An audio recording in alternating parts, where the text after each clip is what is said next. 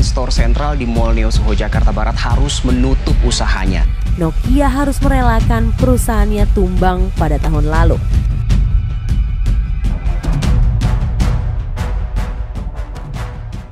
Assalamualaikum warahmatullahi wabarakatuh. Alhamdulillah, wassalatu wassalamu ala rasulillah, wala hawla wala quwwata illa billah. Jamaah yang semoga senantiasa dirahmati Allah subhanahu wa ta'ala. Dari berita-berita tadi, kita dapat menyimpulkan bahwasanya banyak usaha, banyak perniagaan, perdagangan yang mengalami banyak kerugian, khususnya akibat negeri kita yang sedang dilanda oleh wabah virus Corona atau virus COVID-19. Namun begitu, kita dapat melihat saudara-saudara kita masih tetap semangat membangun usahanya. Yang berdagang, kemudian bangkrut, kembali berdagang. Bahkan yang bertani, panennya gagal, kembali bertani. Dan itu adalah bentuk ikhtiar yang bagus dari seorang manusia di dalam rangka mencukupi kebutuhannya di dunia. Namun, tahukah kita bahwasanya Allah Subhanahu wa ta'ala ternyata menawarkan, menunjukkan kepada kita, ternyata ada loh perdagangan, perniagaan, usaha yang tidak berpotensi mengalami kerugian. Sekalipun ada wabah corona, wabah virus yang lain, perniagaan ini yang Allah tawarkan tidak akan terdampak. Tetap akan selalu untung, tidak mungkin mengalami kerugian. Sehingga jika kita semangat menjalani perniagaan, perdagangan usaha di dunia antar manusia, yang kita meyakini itu ada potensi kerugian, seharusnya kita lebih semangat di dalam menjalankan perniagaan yang Allah tawarkan ini. Allah Subhanahu wa ta'ala berfirman di dalam surah Fatir ayat yang ke-29 sampai ayat yang ke-30. Innal ladzina yatluna kitaballahi wa aqamus salah wa anfaqu mimma razaqnahum sirran wa alaniyah yarjuna tijaratan lan tabur. Allah berfirman, sesungguhnya orang yang membaca kitab Allah yaitu Al-Quran, mendirikan salat, menginfakkan rizki yang mereka dapatkan baik secara sembunyi-sembunyi atau diam-diam, maka mereka itulah yang mengharapkan perniagaan yang tidak akan pernah mengalami kerugian. Allah berfirman, perniagaan yang tidak akan pernah mengalami kerugian. Di dalam tafsir Ibnu Katsir disebutkan, hadhil ayat ini adalah ayat yang Allah turunkan untuk memotivasi para ahlul Quran. Allah sebutkan orang yang membaca Al-Quran adalah orang yang sedang berniaga, yang perniagaannya tidak mungkin menimbulkan kerugian. Selayaknya berdagang, tentu orang akan membuka usahanya, dagangannya jika dia tahu apa sih keuntungannya. Oleh karena itu, kita akan sedikit membahas beberapa keuntungan, keutamaan bagi orang-orang yang senantiasa membaca Al-Quran. Rasulullah sallallahu alaihi wasallam bersabda di dalam hadis riwayat Imam Tirmidzi, "Man qara'a harfan min kitabillah falahu hasanah." Barang siapa membaca Al-Quran, satu huruf saja dari Al-Quran, maka dia mendapatkan satu kebaikan. Wal hasanatu bi asyri amsalihha. Dan satu kebaikan itu dilipat gandakan menjadi 10 kebaikan. Wala aqulu alif lam mim harfun. Dan Rasul bersabda, aku tidak mengatakan alif lam mim satu huruf. Walakin alifun harfun wa mimun harfun. Walamun harfun wa mimun harfun. Tetapi kata Rasul, alif satu huruf, lam satu huruf, mim satu huruf. Sehingga jika kita membaca Al-Quran alif lam mim, maka terhitung 3 huruf. Dan seketika kita mendapatkan 30 kebaikan. Masya Allah. Tidakkah kita tergiur dengan luar biasanya balasan dari Allah untuk orang-orang yang membaca Quran? Sebagai gambaran, jika kita membaca Bismillahirrahmanirrahim, Tahukah kita, dari kalimat Bismillahirrahmanirrahim ternyata terdapat 19 huruf. Artinya, ketika kita membaca Bismillahirrahmanirrahim, kita mendapatkan 190 kebaikan. Berapa menit sih yang kita habiskan untuk sekedar membaca Bismillahirrahmanirrahim? Yang Allah berikan 190 kebaikan. Sehingga serugi-ruginya orang, serugi-ruginya manusia, yaitu orang, manusia yang seharinya tidak membaca satu ayat pun dari Al-Quran. Padahal hitungan kebaikannya per huruf. Lantas, keuntungan apa lagi yang bisa didapatkan dari orang-orang yang senantiasa membaca Al-Quran? Jika kita ditanya, ketika kita mengalami masalah yang begitu besar, kita merasa tidak mampu menyelesaikan masalah itu. Tiba-tiba datang orang memberikan pertolongan yang kemudian dengan pertolongan dia selesai masalah kita. Lantas bagaimana perasaan kita jika terjadi demikian? Tentu jawabannya amat sangat bahagia. Tahukah kita, pertolongan di saat genting, pertolongan di saat dimana kita merasa tidak mampu menyelesaikan masalah tersebut, dalam bahasa syariat disebut syafa'ah, atau kita kenal dengan kalimat syafa'at. Dan salah satu golongan yang bisa mendapatkan syafaat kelak pada hari kiamat adalah orang-orang yang senantiasa membaca Al-Quran. Sebagaimana sabda Nabi, Iqra'ul Qur'ana fa innahu ya'ti yaumal qiyamah syafi'an li ashabi. Bacalah Al-Quran, kata Rasul, karena sesungguhnya Al-Quran akan datang memberikan syafaat kepada orang-orang yang membacanya ketika di dunia, bagi sahibul Quran. Oleh karena itu, tentulah kita senantiasa memotivasi diri untuk terus membaca Al-Quran, karena Al-Quran kelak akan memberikan pertolongan terbaiknya yang kita sebut syafaat pada hari kiamat. Keuntungan selanjutnya yang juga akan kita dapatkan jika kita senantiasa membaca Al-Quran, yaitu, pernah nggak sih kita merasakan gelisahnya hati, masalah yang terus datang bertubi-tubi, pikiran yang tidak tenang?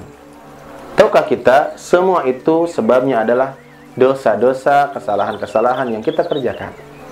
Dan Allah berfirman dalam surat Hud ayat ke-114, Innal hasanat yudhibnas sayyi'at. Sesungguhnya kebaikan-kebaikan, salah satunya membaca Quran yang luar biasa keutamaan kebaikannya, bisa menghapus dampak-dampak dari kesalahan kita. Allah menegaskan, ala bidzikrillahi tatmainnul qulub. Ketahuilah, hanya dengan mengingat Allah, dan salah satu cara yang terbaik mengingat Allah adalah dengan membaca Quran, bisa menenangkan hati. Sehingga jika kita sedang galau melihat orang yang kita harapkan menikah duluan, menikah dengan orang yang tidak pernah kita harapkan menikah dengan dia, kita harapkan menikah dengan kita, ternyata menikah dengan orang lain, galau kita, dekati Allah dengan cara membaca Al-Quran. Usaha bangkrut, difitnah, dicela, apapun hal yang membuat kita tidak tenang, dekati Allah dengan cara membaca Al-Quran. Kemudian Rasul memberikan gambaran begitu beruntungnya orang yang membaca Quran, khususnya di dalam ibadah salat. Rasul pernah bersabda di depan para sahabat. Rasul bertanya, wahai sahabat, bagaimana perasaan kalian jika pulang dari sini membawa 3 unta yang hamil, besar, gemuk? Apakah kalian senang? Sahabat Nabi tentu menjawab, ya, senang tentu wahai Rasul.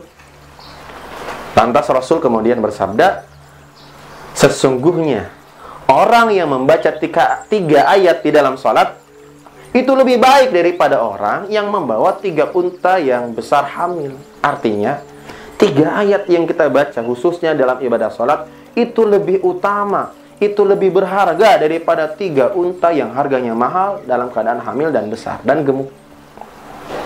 Oleh karena itu, wahai jamaah yang semoga senantiasa dirahmati oleh Allah Subhanahu wa ta'ala, membaca Al-Quran menjadi salah satu ibadah yang para ulama salaf di zaman dulu begitu mengkhususkan membaca Al-Quran ketika datangnya bulan Ramadan. Jika kita ditanya, dari 12 bulan yang ada, bulan apa sih yang paling mulia? Tentu jawabannya bulan Ramadan. Tahukah kita kenapa bulan Ramadan menjadi bulan yang paling mulia? Jawabannya Allah berfirman, Syahrul Ramadan alladzi unzila fihi al-Qur'an. Bulan Ramadan menjadi mulia karena diturunkan di bulan tersebut mukjizat Al-Quran. Dari malam-malam yang ada dalam setahun, malam apa yang paling mulia? Tentu kita sepakat jawabannya bukan malam pertama, tapi malam Lailatul Qadar. Lantas apa sebabnya? Allah menjawab, Inna anzalnahu fi Lailatul Qadar. Sesungguhnya Allah turunkan Al-Quran di malam Lailatul Qadar. Lailatul Qadar menjadi mulia karena diturunkan di malam tersebut mukjizat Al-Quran. Jikapun kita ditanya lagi, dari malaikat-malaikat yang ada, siapa malaikat yang paling mulia dan Allah muliakan? Tentu jawabannya Jibril, Ruhul Kudus. Apa sebabnya? Karena malaikat Jibril lah yang membawa wahyu Al-Quran kepada Nabi Muhammad SAW. Pertanyaan yang datang kepada kita, Nabi siapa? Rasul siapa yang paling mulia? Sepakat tanpa keraguan kita menjawab, Nabi kita Nabi Muhammad SAW. Dan apa sebabnya? Lagi-lagi jawabannya sama, karena diberikan kepada Nabi Muhammad mukjizat Al-Quran. Dari sini kita bisa menyimpulkan bahwasanya segala sesuatu yang terkait dan dekat dengan Al-Quran pasti Allah muliakan dan menjadi yang paling mulia. Tahukah kita, sebelum lembaran kertas ini menjadi mushaf Al-Quran, maka lembaran kertas ini tidak kemudian mendapatkan perlakuan khusus. Ditaruh di bawah boleh, kemudian kita buang ke tong sampah boleh. Tapi ketika lembaran kertas ini dicetak ayat demi ayat Al-Quran, menjadi kita muliakan, menjadi mushaf Al-Quran yang dimuliakan.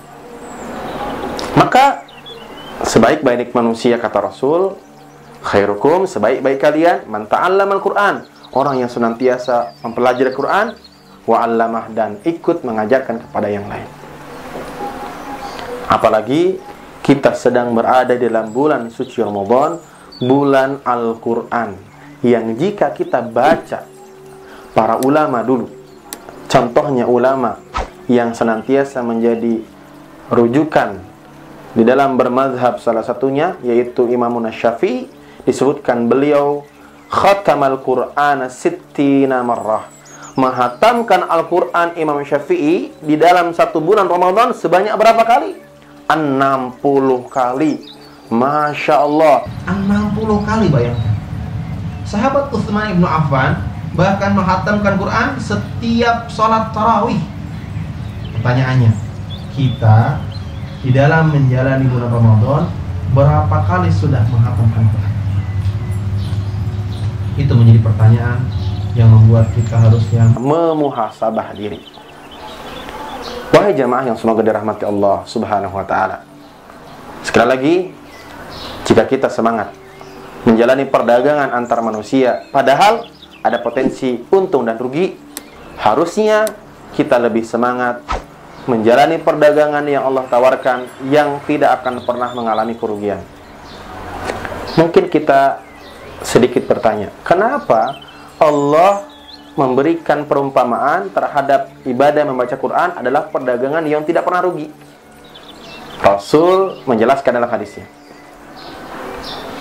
man qara'a al-Quran, barang siapa membaca Quran, wa huwa mahirun bih, dan dia pinter nih baca Qurannya, mahir, lancar, benar tajwid dan makharijul hurufnya luar biasa, indah didengar. Kata Rasulullah, fa huwa ma'a safaratil kiramil barara, orang itu akan bersama malaikat yang mulia lagi taat.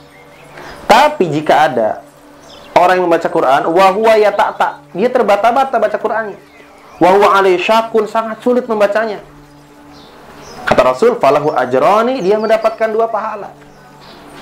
Benar terus baca Qurannya bersama malaikat, salah terbata-bata, justru mendapatkan 2 pahala. Para ulama menjelaskan, dari mana 2 pahala ini?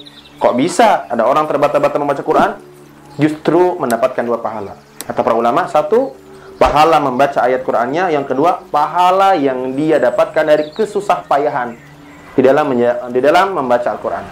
Tentu ini akan didapatkan jika dia terus berusaha memperbaiki bacaan Qur'annya. Jadi seperti apapun kondisi bacaan Qur'an kita, tetap akan mendapatkan keuntungan, tidak mungkin akan mendapatkan kerugian. Oleh karena itu, mari kita memotivasi diri kita, keluarga kita, untuk terus berusaha meluangkan waktu sebaik mungkin untuk mengisi detik demi detik di hari-hari bulan suci ini untuk senantiasa membaca Al-Quran. Semoga Allah Subhanahu wa Ta'ala menjadikan kita ahlul Quran, berkumpul di dunia, bertemu di surganya Allah Subhanahu wa Ta'ala, salah satunya dengan syafaat Al-Quran. Wallahu a'lam bissawab. Akhiru da'wan alhamdulillah. Wassalatu wassalamu ala Rasulillah. Assalamualaikum warahmatullahi wabarakatuh.